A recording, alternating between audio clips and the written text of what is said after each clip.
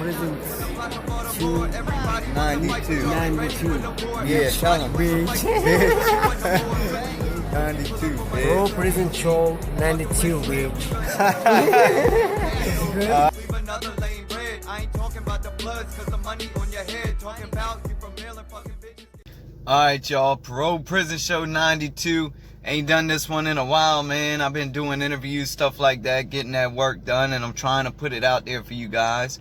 I actually just bought a new phone with way better quality. Hopefully you can tell in this video.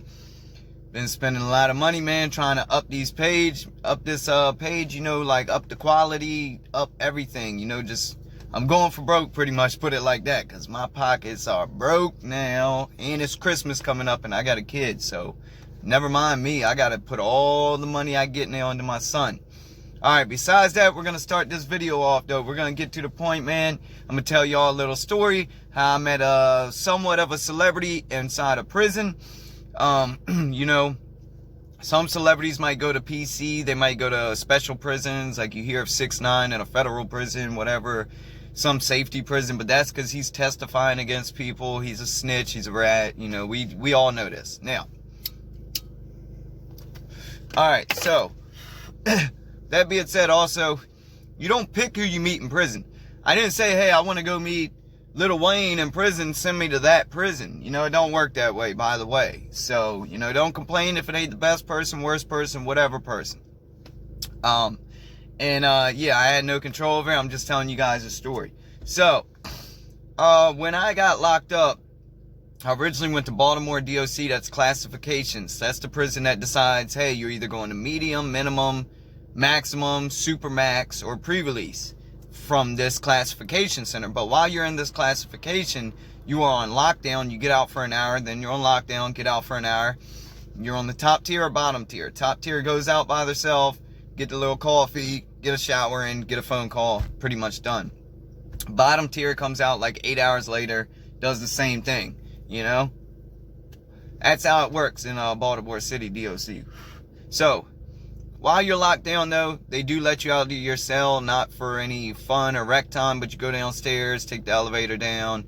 You might go get clothes, linens, you might get a shot, you might, you know, like for tuberculosis, get checked for HIV, things like that. Because also, if you have AIDS and stuff, they're not going to want to send you to a general prison.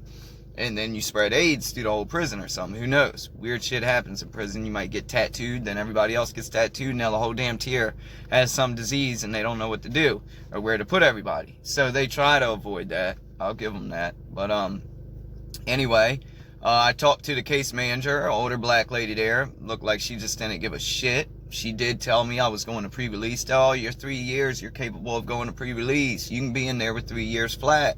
Blah, blah, blah. I'm like, cool, man, pre-release. Damn, I don't even got to hit the compound. Now, no, everybody talks stuff like, yeah, just throw me on the compound, this and that. Now, I would never go PC. I would never lock it up. For one, it's not even about being scared of this and that, but I'm not sitting in a cell all day anyway. I'm not being on lockup pretty much all day, because that's what PC is. It's like being on lockup all day, and then you're around all these punks. I'm not doing that. That's not who Jay is.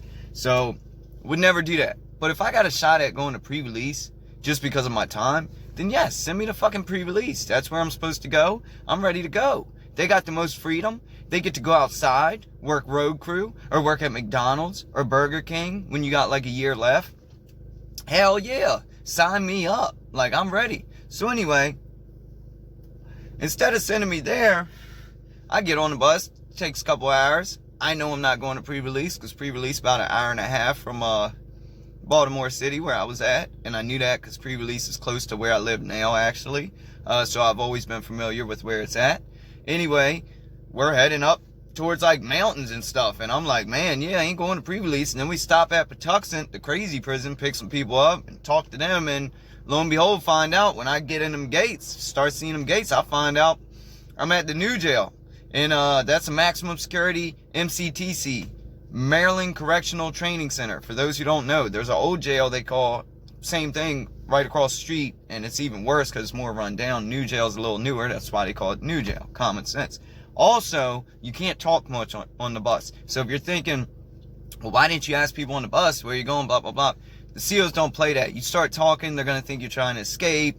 You're thinking of some plan to try to, knock the fence over, take his gun, or whatever it may be, while you're on the bus. They're not playing that. You're not talking too much. So anyway, that's why. So I just mind my business. I was shackled up, rode the damn bus, and went where I went. Because I'm going where I'm going. I can't say, hey, driver, you forgot my stop about 2 hours down the road. You got to turn around. Nah, it ain't going like that. So anyway, they drop us off. We get off the bus.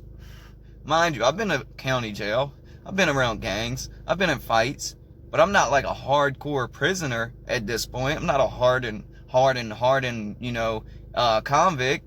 But there is guys big as hell, tattoos all on their face, already ganged up. I ain't even have a choice really to join a gang yet at this point. Because Baltimore City D.O.C. is just a mixture of all types of people, all types of gangs just running the damn tier, running wild. So, I get off the bus and I'm like, damn, this is crazy, man. And then you're so secure, you're in all these fences, but you got freedom as well, because they just tell you to walk down to that building, go down there, and they'll take care of you. So you walk all the way down to like the nurse building, and then you got to sit there and get more nurse stuff done and blood checks, whatever it may be, before you can enter their prison, or you're in the prison, but before you can, live in there, or they might send you back. Who knows? They just want to check, make sure you're not going to die tonight. So, because then that's a death on their hands. So, you do that, and then you go to your intake tier, which, or the IPCTC, the new jail, that would be housing unit 8. It's number 8 building. There's an 8 on the building. It's a big building, 2-story building. There's a top tier, bottom tier, and there's cameras all through it. It's a very new building for that prison. There's older buildings there too. But this is the intake tier. This is the tier where people stay on if they want to go to school, they want to work programs, things like that, So I go to that tier and I meet a few people, My phone, by the way, is all messed up. Somehow my digits got messed up on in Baltimore City, to where I was using other people's phone numbers to, like their ID numbers, to make a call, because in prison you have to type your ID number in, boop, boop, boop, boop, boop, then call. So they know if you got money on your phone, whatever, et cetera, et cetera. But when I was in there, it's still messed up. They were trying to get it straight. I kept writing, you got to write like telecommunications, whatever it is. It takes so long, man, for them to get back to you. And then you'll get a letter back saying, we're working on it. And then it takes like a month or two after. It's just a bunch of BS. Just like you don't go to prison if you got health problems, because you would never get anything fixed. It takes 6 months to get a tooth pulled, and I know that because I've been through that as well. So yeah, my phone's messed up.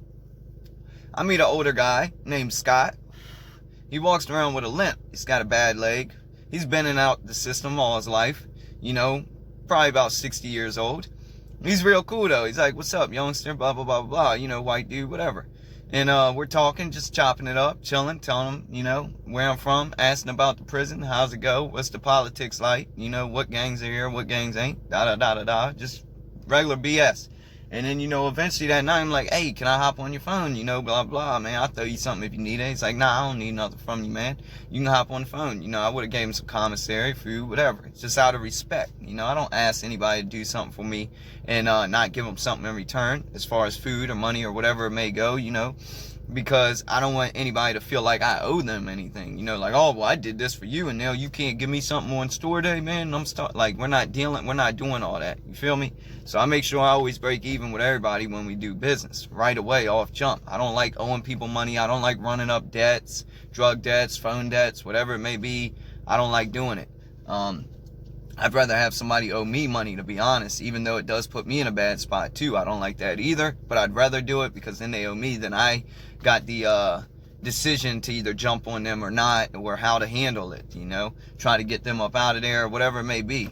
Instead of somebody else saying, hey, he owes me money when he goes to sleep tonight, I'm gonna stick him up and take all his shit out of his locker, something like that. So anyway, I use his numbers, I get on the phone. First night there, man, I just want to call home, talk to my son. Calling, I'm talking, I'm bloop, bloop, bloop. He's right beside me, like putting in the numbers, giving me the phone. It's not working. Putting in the numbers, giving me the phone. Finally get it working, or get her on the phone, my mom, and start talking to my son, and it's been about 5 minutes. And the guard, he's a dick. He's looking up from the bottom little where the guards sit. They sit at this like round table, and they can see the top tier from the table because there's like an opening right there. Like you can see people walk up the stairs and see them up on the top tier on the phone, stuff like that. So the guard calls us down there like, hey, come down here, blah, blah, blah, and cuts the phone off. Cuts the phone right in my middle of my call, man. I'm pissed. Like, what the flipping out, you know, kind of cussing, not going crazy, but I was pissed, man. I was pissed. First call there, you know, I'm like, damn, I'm just trying to call my family, got here. I didn't know there was such rules or anything at this point. And then the guard tells me, you know, you can't do that. Can't use somebody else's number, blah, blah, blah, blah. You're on cell restriction for the rest of the night. Can't go out, do anything. Unless it's to get your food, that's it. But you're not going out for rec, you're not showered, you're not nothing. You're on cell restriction. So I get put on cell restriction. He does too. It's my fault because I was using his number. He's cool with it though. He's like, it is what it is. Later on down the road though, I'm there for about a month or so on this tier before I get switched to housing unit 4 where I do my time at, while I'm at this prison anyway. But during my time on housing unit 8, I meet my cell buddy. He's cool. He's from Bladensburg, Maryland. It's about an hour away from where I live. So, you know, we got some shit in common. He's an older guy as well, dude named Keith. He's real religious though, you know, wants me to read the Bible with him, wants me to pray with him. And I'm like, hey, look, man, I believe in God too, but no disrespect. I'm not going to be like sitting here praying with you every morning when you wake up. If I want to sleep in, I'm going to sleep in. I'm not reading the Bible in the morning, not doing this, not doing that. If I want to read it in the afternoon or whenever, I'll read it. That's cool. But don't force that stuff on me. Like, that's not how this, you know, cell buddyship partnership is going. That's not me, you know. I like relaxing. It's already hard enough being locked away from your family, friends, being in prison, having your freedom took. I'm not going to be on your program. I'm going to be on Jay's program. It's that simple, you know. You either like it or you don't. And then if you really got a problem with that, which you shouldn't, because that's me minding my own business, doing my own thing, then I guess we're going to have to really, you know, solve that problem somehow. But needless to say, we got in a few words because of that a few times, and he's telling me I'm being, what's that word? Pessimistic. He would tell me I'm being pessimistic a lot of times, man. I'm like, dude, like, fuck you. Don't tell me I'm being anything. I'm just being me. I'm living how I want to live. I'm doing my time how I fucking want to do my time. I'm not bothering you nor touching your shit. You know what I'm saying? Don't touch my shit. We're all good. Don't tell me I'm being pessimistic, though. That shit pisses me off. For some reason, it gets under my skin. Somebody says, you're being this, you're being that. Like, come on, man. I'm not being nothing. I'm being Jay, and I'm minding my business. I'm staying to myself. I'm doing my own thing. I'm in my own lane. That's how I've always been. So you can't tell me that. But anyway, he was alright. We would get into it like friends, but then we would be cool. You know what I'm saying? So it was back and forth. He was one of the ones like, man, I don't want you to join a gang. I don't want you to do drugs. There's drugs here. You should just really read the Bible. And I know he wanted what's best for me, you know, and maybe he found God. He used to be a crackhead on the street. But don't act like you're so godly just because you found God now. But you were out there smoking crack a few years ago or whatever it may be, however long ago. You know, you're no one to speak because you've been through it too, so don't judge me. So anyway, I'm doing my own thing, you know. Yeah, I bought some Butte off the tier. I paid like $4 or $5 for a little piece of Butte, Suboxone. You know, relax, kick back, and just enjoyed the ride, you know. Tried to make time go by as fast as possible. I wasn't running up debts, shooting dope, or anything like that in prison, you know. I never did do dope in prison. Stayed away from it. Stayed away from running up debts. But yeah, I partied a little bit when I first got there, relaxed, you know, let the time go by. You know, I knew I was a short timer, 3 years. That's really not bad compared to people that's already been in 10 years, got 10 more to go, you know. So I would chill out, mind my business. Anyway, my cell buddy got cool with the guy, Scott, that I told you about that let me use the phone. They would talk a lot because they were about the same age. I would run around with some of the younger cats, some of the older dudes too, whatever. You know, not the young, wild, loud ones. I didn't really like that shit. I'm more of a wise, chill dude, you know. But besides that, when he got real cool with him, he eventually told me, man, hey, you know that dude Scott? And I'm like, yeah, Scott, man, the boy that put me on the phone, dude I met when I first got here. He's like, yeah, Scott Monahan. I'm like, okay, cool, Monahan. That's, you know, that's his last name. All right. Yeah, I think I heard it before when he put it in the phone. Because you got to speak your name in the phone, too. You put your number in, you're like, Scott Monahan. And it's got to be exactly how he recorded it or it won't work. Anyway, he tells me that and he tells me, yeah, well, guess who his brother is? And I'm like, who? And he's like, you ever heard of the band Train? Drops of Jupiter or Soul Sister? I'm like, what? Train? Trying to think. And then I remember And I'm like, oh shit, yeah, hey soul sister, what, no, mister, on the radio, stereo, yeah, like, man, that's kind of my shit. I don't listen to the band CDs, but that, you know what I'm saying, that song or two on the radio and Drops of Jupiter, I remember that, yeah, that's Train, damn, okay, that's Train that sings that, now I know who sings it. I didn't really pay attention before, but anyway, why, what's up? He's like, yeah, that's Scott's brother, man. Who? The band? Like, who in the band? The drummer? And he's like, nah, the lead singer, man, Patrick Monahan. That's Scott Monahan's brother. And I'm like, no way, dog. He would have said something. He ain't tell me. He ain't tell nobody. He seems like a regular dude. This ain't his brother, man. I'm telling you. That dude, it is his brother. He told me he didn't want anybody to know, though. He don't want people try to extort him, people to hate on him because of Pat's beliefs or anything they do. He just wants to, you know, do his time and be normal. You know, it's not going to help him. If anything, it could hurt him. So, because it does. It puts the spotlight on you. People might want to, hey, call your brother for me. Hey, get an autograph for me. You know, all this BS that you don't want to go through. Even though, yes, it's a band like Train. It's not an infamous rapper or whatever. But there's still white dudes in there want to hear him. Maybe even a few black dudes listen to him. But it just brings unwanted attention. So I'm like, all right, maybe it's true. Maybe not. Maybe he's just lying, man, messing with me. Supposed to be a Christian, supposed to not lie, but you know nobody's perfect, so you definitely can't be a fool and be fooled by everybody. So I pulled Scott up myself. One day we're walking to lunch, and when we walk to lunch, breakfast, or dinner, it's a long walk. It's like a mile, because we're on one side of the prison. Lunch cafeteria is way on the other side. Actually, at the time, they had shut the cafeteria down. They were serving food out the gym. They would have the line going down the gym. You would walk through one end of the gym, walk out the back side, and then come around, go back to your housing unit, wherever you're from. Because the kitchen was down. They were doing renovations. The whole time I was there, it was down, actually. So food wasn't too great either, to say the least. But anyway, hollered at him, chopped it up. Hey, man, is that really your brother? You know what I'm saying? I ain't trying to spread word or say nothing, but, like, yeah, he slipped up, told me, man, I'm just curious, yo, because that is, you know, they do make some good music. And he told me he was cool with me anyway. It ain't like some random dude. And he's like, yeah, man, that really is my brother. Yeah, we don't talk much, but it's my brother. I took one path, he took the other. He made out, you know, I was selling dope on the streets of Baltimore. I got robbed, blah, blah, blah. I hit a dude with a truck when him and his girl tried to rob me. And now I'm here in prison doing 5 more years. I had just got out, been out for about 2 years. Blah, blah, blah. Told me his whole story, man. So he pretty much had a life installment plan in prison, but just not all at one time, if you get what I'm saying. But needless to say, yeah, his brother was Patrick Monahan, and at the time, I believed him for the most part. I figured he had no reason lying. He wasn't blurting out about it, bragging about it. But when I went home, I got home from prison. Now, this wasn't the next day. This was 3 years later, about 3.5, when I finally looked it up, because that wasn't the first thing I thought of when I got out. But I did end up thinking, let me look this stuff up, man. So I Wikipedia'd. I did it on Google and looked up Wikipedia, Patrick Monahan, and that is the lead singer of Train. Monahan is a very unique name, and the guy I was in there with is Scott Monahan. They got the same exact last names. Pat Monahan does have 7 siblings. He is originally from Erie, Pennsylvania, and I think they have lived around the Baltimore area. So I believe, yes, and that is right by Baltimore, Pennsylvania anyway, Erie. It's not too far. But, so I believe, yes, 100% that is definitely his brother, man. I guarantee it, you know.